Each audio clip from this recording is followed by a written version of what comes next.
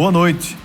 Nosso entrevistado desta quinta-feira é o Procurador da República, professor e pesquisador, Dr. Emanuel de Melo Ferreira, que lança amanhã, na UERN, um livro com sua tese de doutorado, intitulado Democracia Desprotegida, Legados da Ditadura Militar no Sistema de Justiça. E mais, recapturados criminosos serão reconduzidos ao Presídio Federal de Mossoró. O cenário político está no ar.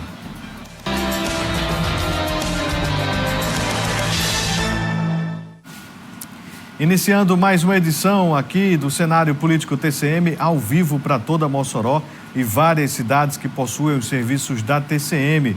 Você de casa já pode participar a partir de agora através aqui do nosso Instagram, @Cenário Político TCM, e o WhatsApp 98802-8941. Interaja aqui conosco, o assunto é muito bom, tem lançamento de livro amanhã.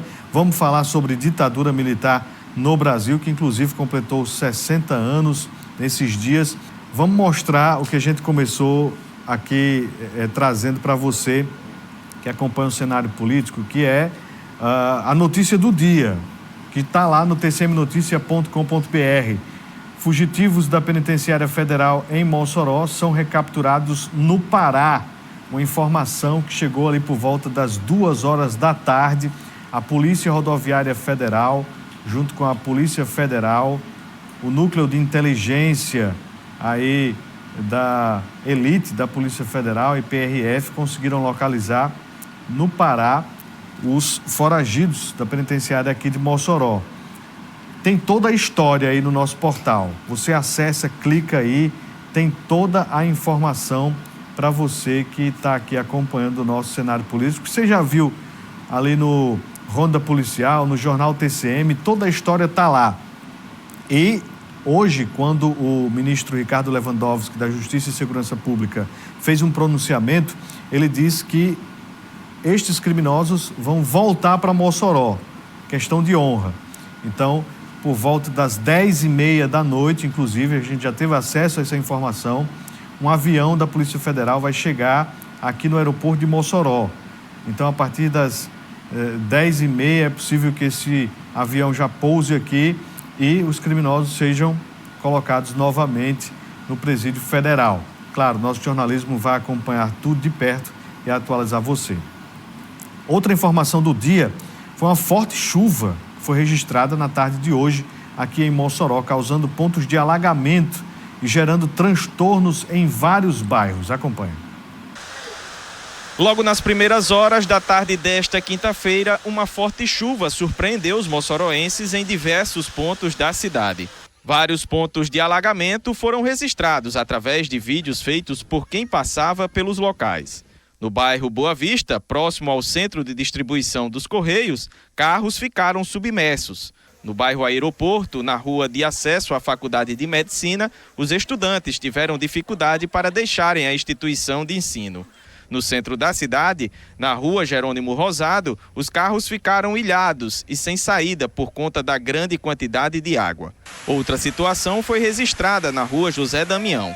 Por lá, esse homem aproveitou o volume alto de água para nadar. Na rua Doutor João Marcelino e na avenida Diocesana Padre Sátiro, a situação estava bem crítica para quem arriscava passar pelo local. A Defesa Civil esteve acompanhando os pontos que normalmente registram os quadros mais adversos. O coordenador do órgão, Jeová Fernandes, falou do trabalho realizado nesta tarde e orientou a população a não realizar a travessia nos pontos de maior alagamento. O pessoal é muito, vamos dizer assim, teimoso, né? Ali ao lado da Conab, eu estive lá auxiliando, né? O pessoal informando para não enfrentar o alagamento. Por exemplo, aquele senhor ali, a gente pediu para que ele não passasse, mas ele passou. Aqui já teve carro que ficou alagado aqui, ficou ilhado, porque nós orientamos, mas mesmo assim a pessoa prosseguiu. Aí, infelizmente, a gente não tem como pegar a pessoa, vamos dizer assim, na unha para que ela não vá. A pessoa tema, vai, a situação é essa. Está muito alagado e muita chuva, né? Dentro de pouco tempo, provocou essa situação. De acordo com a verificação da Defesa Civil, as chuvas desta quinta-feira somaram 71 milímetros. Muita água e vários bairros sofreram aí com estes transtornos. Vídeos circularam aí pelas redes sociais e mostraram justamente que foi tanta água que o sistema de escoamento aqui de Mossoró, de drenagem, não funcionou direito. Não se sabe se foi por acúmulo de lixo, se foi algum material, se foi realmente muita água. De fato, quando tem muita água, é preciso ter um pouco mais de paciência. E nesses trechos onde tem os alagamentos, é importante ter um pouco de calma. Não adianta querer passar por cima, porque não é barco, vai afundar, né? Então, vamos ficar atentos aí. A gente está recebendo a informação aqui no jornalismo TCM que a Lagoa do Bispo transbordou de tanta água que fica aqui próximo a Nova Betânia. Então, realmente foi muita água, né? Vamos iniciar aqui a nossa entrevista desta quinta-feira. Dr. Emanuel de Melo Ferreira vai lançar amanhã, e nós temos aí o convite, a gente pode até colocar na tela, convite do lançamento do livro Democracia Desprotegida, Legados da Ditadura Militar no Sistema de Justiça. Dr. Emanuel já veio aqui no cenário político, falou sobre esta pesquisa, mas hoje a gente vai detalhar mais, tem mais tempo. Doutor, o senhor é professor da UERN, procurador da República, doutor pela Universidade Federal do Ceará, mestre em Ordem Jurídica Constitucional na UFC, editor-chefe da revista Juridicidade Constitucional e Democracia na UERN, procurador da República. E o senhor preparou esse livro aqui com fruto na pesquisa. O que mais que chamou a atenção, né, do senhor nessa pesquisa que envolve um tema tão caro à nossa sociedade, que é a ditadura militar? Boa noite, seja bem-vindo ao cenário político. Boa noite.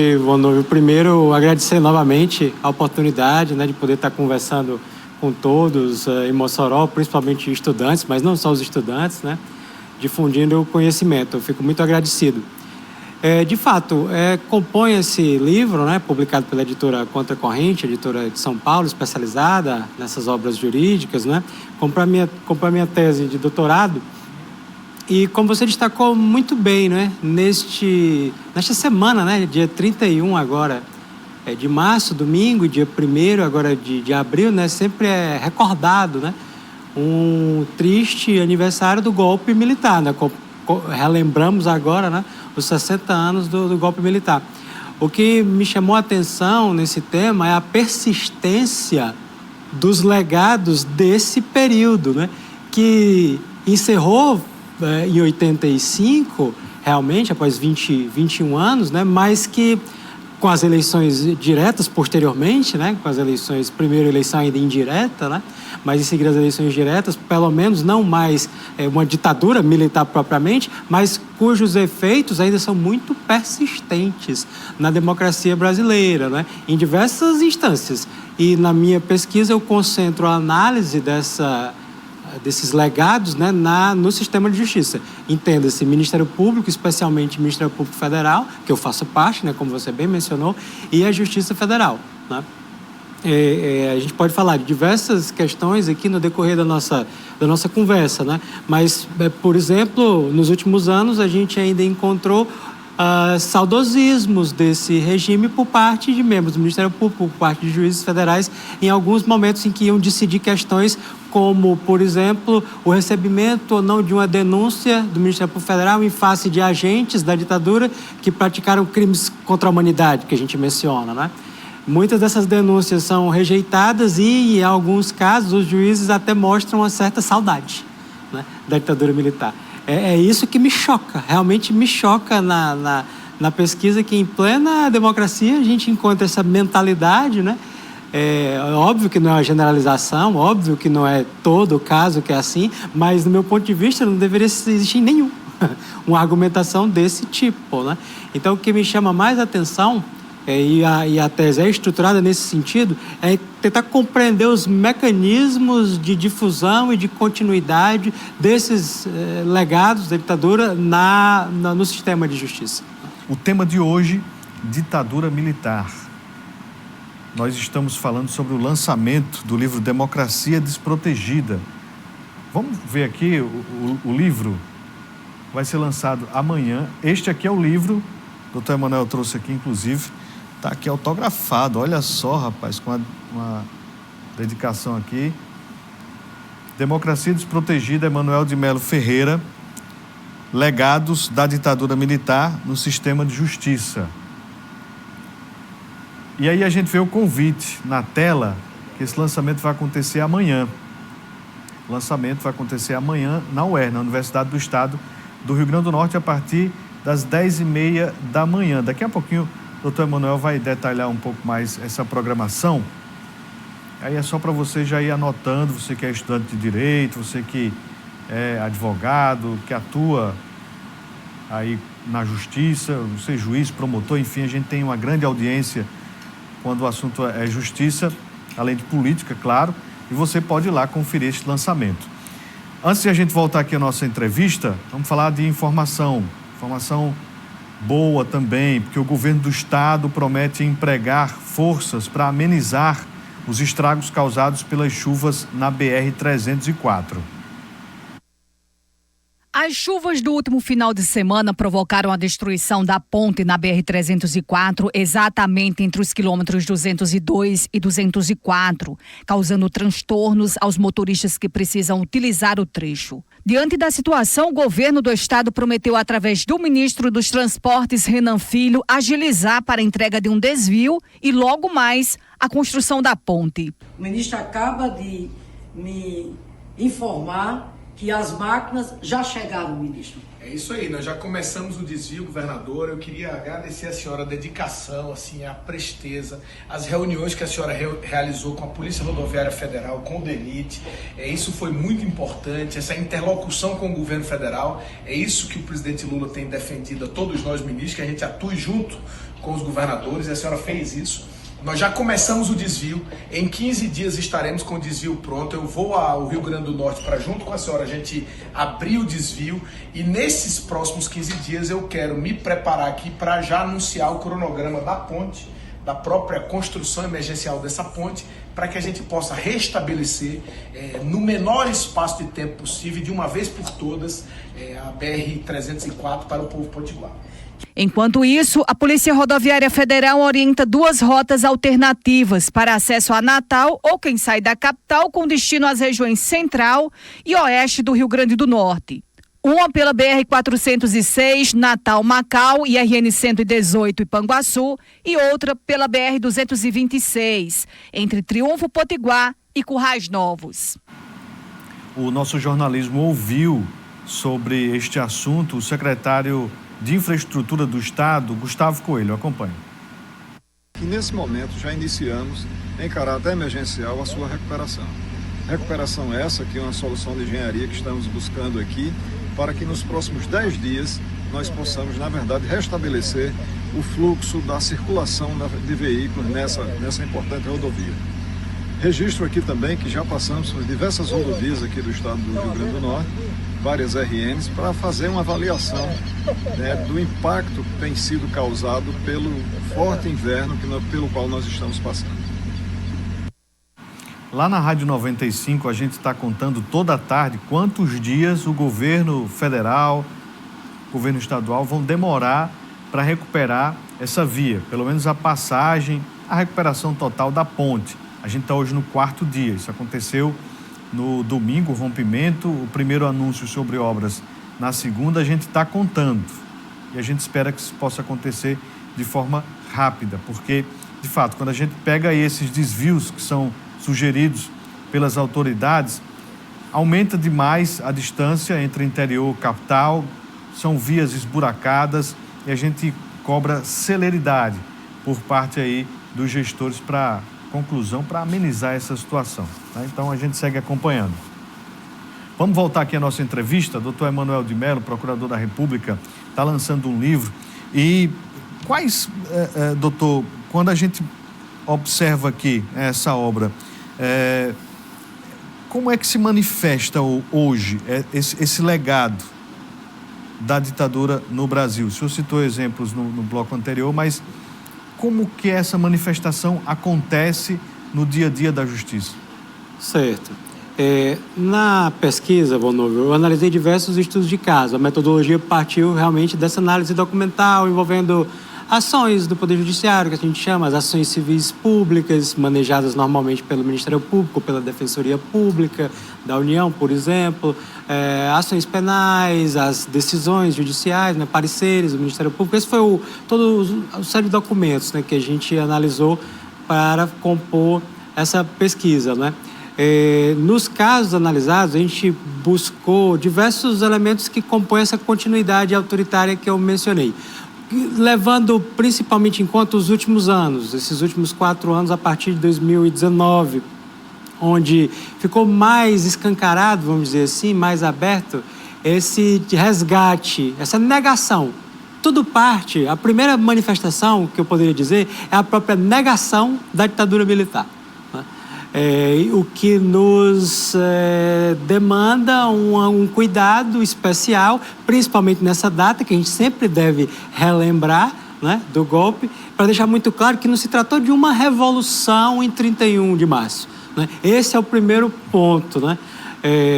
Diversos juristas, eu sempre digo isso em sala de aula, diversos juristas justificaram a quebra constitucional ocorrida em 64 como se fosse algo normal, né?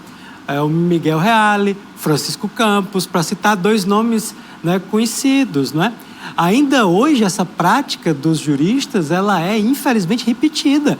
A gente tem um grande professor, conhecido professor Ives Gandra da Silva Martins, tributarista, vivo ainda, que sustenta a tese de que as Forças Armadas têm um poder moderador. Uma tese que já está sendo rechaçada pelo Supremo Tribunal Federal em julgamento, né, que não sei se já se encerrou, não tenho realmente a notícia se encerrou, mas já estava formando maioria no plenário virtual contra essa tese, uma interpretação completamente descabida do artigo 142 da Constituição. Né?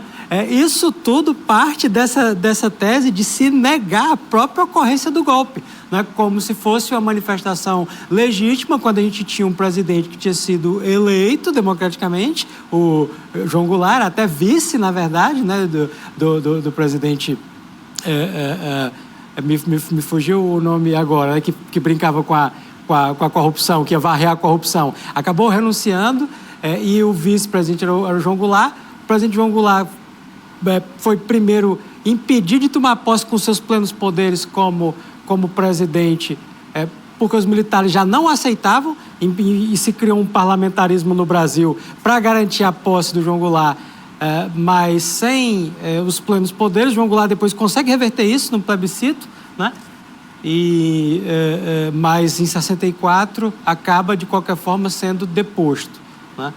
É uma quebra constitucional, já que a Constituição de 46, obviamente, que era a Constituição vigente na época, não admitia esse tipo de prática. Se não se concordava com a política que estava sendo adotada, as reformas de base, por exemplo, que estavam sendo pensadas a serem implementadas pelo João Goulart, que se fizesse isso legitimamente, a mudança disso através da via eleitoral. Não foi essa a ideia, né, a decisão dos militares com boa parte da elite civil brasileira, né, e, enfim, realmente efetivou o golpe. Por que eu estou resgatando isso? Porque para muitos juristas, eu repito, isso foi normal, né? Isso foi, na verdade, uma revolução, né?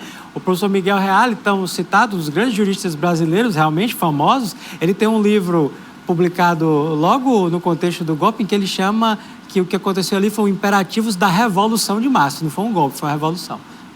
Então, o primeiro passo, a fonte de todo essas manifestações, como a que eu mencionei, de comemorar o golpe, lembre-se que nós estamos aqui relembrando o golpe militar. Nos 4 anos anteriores, no período do governo do ex-presidente Bolsonaro, não se relembrava, se comemorava. Né? Todo 31 de março, né, publicavam-se notas, né, no Ministério da Defesa, comemorando, exaltando um ato que, para esse grupo político, né, que dialoga muito com as manifestações golpistas, com a tentativa de golpe que a gente viu no 8 de janeiro do ano passado, aquilo que aconteceu foi, na verdade, algo que salvou a democracia brasileira. Né? Doutor, o senhor mencionou aqui também, no livro, casos analisados que merecem destaque dentro desse contexto histórico do livro. O Rio Centro, Rubens Paiva, Etienne Romeu, Antônio Torini. Enfim, são casos ali que o senhor buscou para relembrar todo esse processo de ditadura, do golpe. E o senhor acha que com essa mudança que houve do governo, a história que estava tentando ser recontada, como o senhor mencionou, ao invés de golpe, ser revolução, o senhor acha que isso findou? Ou não? Quando o senhor menciona que essas questões que envolvem, inclusive, a justiça, membros do magistrado, ainda aquecem essa temática sobre o assunto revolução e não golpe? Ainda há disputa. A sua pergunta é muito pertinente. E, infelizmente, essas práticas, elas continuam. Houve avanços, são inegáveis avanços. Veja essa decisão que a gente estava comentando agora há pouco do Supremo Tribunal Federal, agora dessa semana, né, de realmente declarar o que a maior parte dos juristas democratas do Brasil já sustentavam, que o artigo 142 da Constituição, que é o que disciplina as Forças Armadas, né? Não pode ser interpretado como a possibilidade de as Forças Armadas intervirem em outro poder, como para fechar, por exemplo, o Supremo Tribunal Federal, a pretexto de uma operação de garantia da lei e da ordem, né? Que é a tese sustentada por os golpistas lá do 8 de janeiro, por os golpistas que estavam na frente do tiro de guerra aqui em Mossoró. Essa é a tese, né? Com base, eu repito, em manifestações de juristas como o professor Ives Gandra, né? Num texto que o professor Ives Gandra publicou em 2011, sustentando exatamente isso a partir de premissas de decisões que ele entendia como equivocadas do Supremo, a ponto de o Supremo estar intervindo em outro poder, né? Há questões sensíveis no controle de constitucionalidade que a gente chama, que é a possibilidade de o Supremo ir lá invalidar uma lei. Há sempre uma tensão entre esse papel do judiciário e a legitimidade democrática da política. Isso existe mesmo. Mas daí, você sustentar que o militar pode ir lá intervir numa decisão do Supremo, que é o que o professor Ives Gandra, né, que deveria se retratar dessa tese, não se retrata, sustenta, é um passo muito longo. Esse é um ponto favorável, é um ponto que a gente pode dizer que, de algum modo, vai colocando as coisas mais em ordem. Mas o poder do autoritarismo brasileiro, o poder do golpismo militar é muito forte. Veja, você falou do governo. É dever do Estado brasileiro e do governo federal brasileiro adotar todo tipo de reparação simbólica até contra o golpe, né, deixando muito claro que foi isso que aconteceu e relembrando políticas que a gente chama de justiça de transição, de memória e verdade. Relembrando que aquilo ali foi golpe para justamente não se repetir. O que foi que a gente viu na prática, pelo que se noticiou na mídia, né? O presidente Lula desautorizou o ministro Silvio Almeida, por exemplo, que era o ministro dos Direitos Humanos, né? Jurista, negro, né? Intelectual, respeitado. Eu uso os textos dele nas minhas aulas, e eu imagino como o ministro Silvio deve ter se sentido quando o presidente Lula vedou, pelo que se noticia, né? Vedou atos oficiais do governo, relembrando, né? Relembrando o golpe, né? Os detalhes disso a gente não sabe, me escapa, né? Mas imagino que seja uma tentativa de compor, de algum tipo de conciliação com as Forças Armadas, de não acirrar ânimos, quando a gente sabe que as Forças Armadas não se desculparam nunca do golpe militar, né? Nunca se desculparam, né? Então, essa política de conciliação, ela é complicada, porque, na verdade, fica parecendo que é algum tipo de submissão, quando, na verdade, o que a Constituição diz é o contrário, é que quem deve se submeter é o poder militar ao civil, não o contrário, né? Bem, vamos de informação. Comerciantes que atuam na Praça Senador Carlos Alberto, mais conhecida como Praça do Carcará, reclamam do abandono presente no local. O que iremos mostrar agora não é um problema novo. Pelo contrário, essa já é uma reclamação antiga por parte de quem ocupa os espaços da Praça do Carcará. Hoje é o descaso, né? É totalmente abandonada essa praça há muitos anos. O banheiro público que se encontra aqui abandonado, usado por pessoas para se drogarem, se prostituírem, entendeu? O fedor absurdo, não tem quem consiga ficar próximo ou na praça. E olha o banheiro. De 1 a 10, qual a chance de você utilizar esse espaço? A resposta é instantânea. O local é o primeiro lembrado pelos frequentadores da praça. Além de tudo, é citada a questão da insegurança. Quando você vai no banheiro, é melhor ir até embaixo, porque as condições do banheiro é péssima.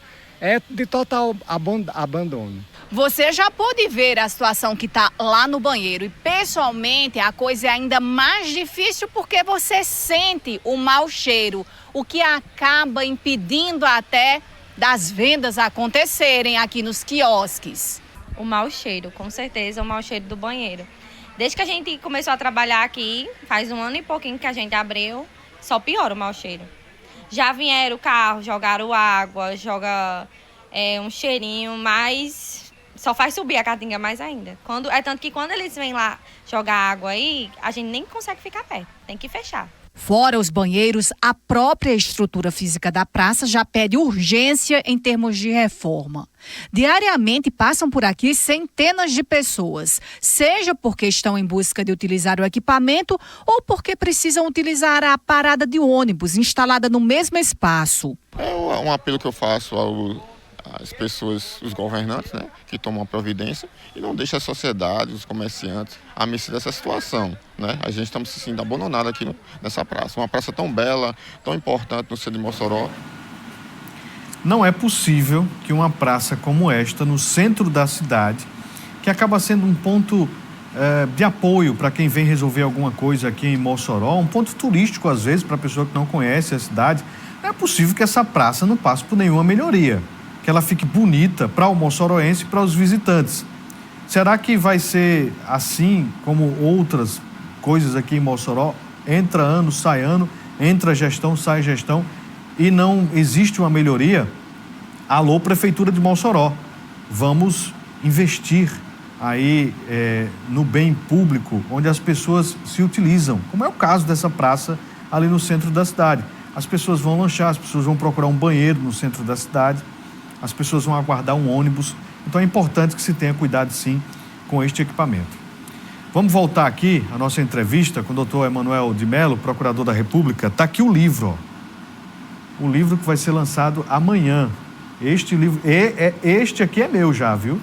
Este aqui é meu. A quem eu desde já agradeço aqui, a doutor Emanuel de Mello Ferreira. Tem uma pergunta que completa o questionamento que eu fiz no bloco anterior, para a gente começar aqui o nosso terceiro bloco. A pergunta do Antônio do Centro. Eu perguntei, doutor, a democracia do Brasil está desprotegida? E ele completa o seguinte: na visão do procurador, o que poderia justificar por parte de muitas pessoas tanta apologia a um período de atrocidades contra a humanidade? Ignorância ou subserviência a grupos ideológicos criminosos? Ele disse que o presidente que o senhor queria lembrar era Jânio Quadros. Sim, obrigado pela lembrança. Completando as duas questões, né? A sua e a do telespectador, né? Primeiro, a gente tem atos de resistência constitucional, que eu chamo no livro, ou de democracia defensiva nos últimos anos, a partir dessa tentativa de golpe do ano passado, por exemplo, né? A democracia brasileira tem tentado se proteger e, em muitos sentidos, tem conseguido, né? A atuação do Supremo Tribunal Federal, especificadamente do ministro Alexandre de Moraes, em geral, é uma atuação correta. Eu sustento, de maneira geral, a correção dessas atuações, né, em prol realmente da proteção ao regime democrático. O que chama a atenção para tentar responder à indagação se a nossa democracia está desprotegida é que não é só o primeiro ponto, não é só o Supremo Tribunal Federal que tem que exercer esse papel, né? Eu mencionei o caso aqui de Mossoró. Houve manifestações fomentando a animosidade das Forças Armadas com os demais poderes, que é um crime de apologia ao delito, que a gente chama, espalhadas pelo Brasil, né? Não só de agora. Como é que aconteceu a tentativa de golpe? Como é que se estava tão à vontade para se tentar aquilo? lá em Brasília? Se não foi por omissão em 2020, em 2021, vamos lembrar o que aconteceu no 7 de setembro de 2020, no 7 de setembro de 2021, aquelas manifestações, aqueles 300 lá, daquela Sara, aquela extremista, Sara Winter, acampada lá em Brasília, que repetiu perto do Supremo Tribunal Federal, que repetiu isso pelos estados, e a gente não viu maior atuação do Ministério Público Federal, por exemplo, nesse período eu me refiro, que é o período, para deixar bem claro, o período da pesquisa, não é? Eu não enfrento, obviamente, a questão própria do golpe, da tentativa de golpe, agora em 8 de janeiro, até objeto de outra pesquisa que eu estou desenvolvendo no meu grupo de pesquisa na UERN, não é o objeto do livro. O que é que eu estou querendo chamar a atenção? É que nesse sentido que eu chamo mais difuso, saindo lá de Brasília, né? A gente tem algumas reações do Ministério Público Federal, sim, tem algumas denúncias, sim, mas houve muita omissão. Aqui em Mossoró mesmo, não houve investigação, né? Não houve investigação em relação àquelas pessoas que estavam lá. Será que não tinha alguém financiando? Não dá nem para te responder. Será que tinha alguém financiando? Será que era tudo espontâneo aquilo ali? Porque o modus operandi era o mesmo das pessoas que estavam lá em Brasília em frente ao QG do Exército. Não teve a violência aqui que teve lá em Brasília, tudo bem. Mas lá em Brasília, quem estava em frente ao QG do Exército, mesmo não praticando ato de violência, né, chegou a ser preso em flagrante, e hoje muitos deles respondem a acordo de não persecução penal, né, por esse delito que eu mencionei. Esse é o primeiro ponto. Então, nesse sentido, está sim desprotegida. Por quê? Porque eu continuo insistindo. Não é só o Supremo Tribunal Federal que vai conseguir resolver isso. Não tem capacidade institucional de, em todo o Brasil, né, cuidar dessa questão. Esse é o primeiro ponto. Segundo, que é mais profundo, a democracia brasileira sempre vai estar desprotegida enquanto não houver reformas estruturais nas Forças Armadas. Como determina a Corte Interamericana de Direitos Humanos, não sou eu que estou inventando isso, né? Como a Corte Interamericana, que é um tribunal internacional que o Brasil se submete, enquanto as decisões, no caso Gomes Lund, que é o caso da guerrilha do Araguaia, ou o caso Vladimir Herzog, seu colega jornalista que foi assassinado pela ditadura, né? A Corte, quando condenou o Brasil por conta das graves violações de direitos humanos, dos crimes contra a humanidade cometidos nesses casos. O que é um crime contra a humanidade? É uma prática generalizada e sistemática de ataque à população civil. A gente não está falando de casos isolados, não. Era uma política de Estado violenta, assassina, que foi desenvolvida no período militar. E o Brasil nunca puniu adequadamente essas pessoas. Muitos até já faleceram. O Sebastião Curió, que era homenageado pelo então presidente, é um dos casos que eu estudo. O Sebastião Curió, um dos responsáveis por massacre na guerrilha do Araguaia, era tratado como herói pelo ex-presidente. O Brilhante Ustra, o torturador reconhecido, faleceram sem terem sido punidos penalmente, né? E nesses casos a Corte determinou, Vanúvio, que, por exemplo, as Forças Armadas passassem por reformas na educação dos seus membros, né? Para deixar muito claro que as Forças Armadas têm de respeitar direitos humanos e que o golpe foi golpe. Isso nunca foi feito, né? Então, enquanto esse tipo de reforma estrutural não for implementada no Brasil, que não é fácil, ninguém nega isso, né? Que não é fácil, a democracia brasileira, infelizmente, vai estar sim em risco. Doutor, onde é que está, além das questões que envolvem aí os direitos, né, tem inclusive uma corte própria no aspecto militar, onde é que está situada aí a liberdade de expressão das pessoas, neste caso sobre o golpe, ditadura, e a atuação militar na política, que inclusive muitos se candidatam e se elegem? Outra pergunta muito importante. A liberdade de expressão é um direito fundamental que faz parte da democracia. Um regime democrático não pode se classificar como democrático se não respeitar a liberdade de expressão das ideias que não gostamos. Aliás, é para isso que existe liberdade de expressão. Não é para proteger a ideia que eu gosto, é para proteger justamente a ideia que eu não gosto, né? Que o grupo dominante não gosta, né? Que o governante não gosta. É para isso que existe. Agora, todo o direito fundamental tem um limite, né? Você não pode utilizar de sua liberdade irresponsavelmente, né? Para atingir a honra de outras pessoas, para imputar falsamente crime a outra pessoa. Para você ver, no modelo como americano, que é sempre lembrado, norte-americano, a doutrina jurídica norte-americana, e os Estados Unidos, que é sempre utilizado como paradigma por esses grupos, né? que sempre gostam de estudar nos Estados Unidos, que é importante mesmo estudar em outros países, é óbvio, né, mas quase que numa espécie de complexo de vira-lata com o Brasil, enfim, mesmo lá, a liberdade de expressão não é absoluta. Tem a doutrina que se diz que você não pode estar num cinema e gritar fogo no cinema, causando pânico, supondo que você está protegido pela liberdade de expressão e nada vai lhe acontecer, justamente porque o efeito é muito brutal. As pessoas vão se sentir medo e pode acontecer, né, atos, né, de atingir a vida das pessoas, a integridade física das pessoas. Nem lá a liberdade de expressão goza dessa proteção se você vai causar um mal iminente a outra pessoa. Dá para se fazer um paralelo tranquilamente. Você gritar fogo no teatro e você fomentar que as Forças Armadas, com esse histórico que a gente tem no Brasil do golpismo, intervenham na política. Executem uma intervenção militar, como se fala, ou intervenção federal militar, como se fala, né?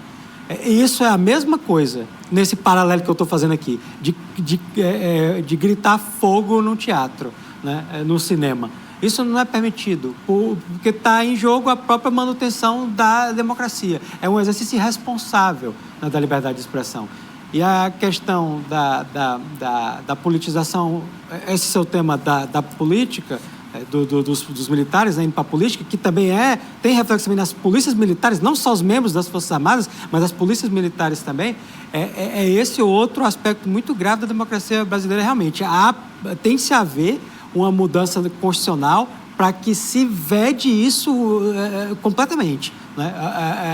Não admitindo que, por exemplo, no caso das polícias, o policial militar vá para a política, eventualmente depois perde, retorna a caserna, né? E politiza cada vez mais o cenário de segurança pública. E isso aconteceu muito nas revoltas policiais que a gente viu, aqueles motins na Bahia em 2012, no Ceará, aquelas crises todas no Ceará em 2010, mais recentemente também, no Espírito Santo, no estado do Espírito Santo em 2017, todos esses movimentos da polícia militar insuflados por pessoas que eram policiais que foram para a política, né? E fomentavam aqueles motins, aquelas greves, né?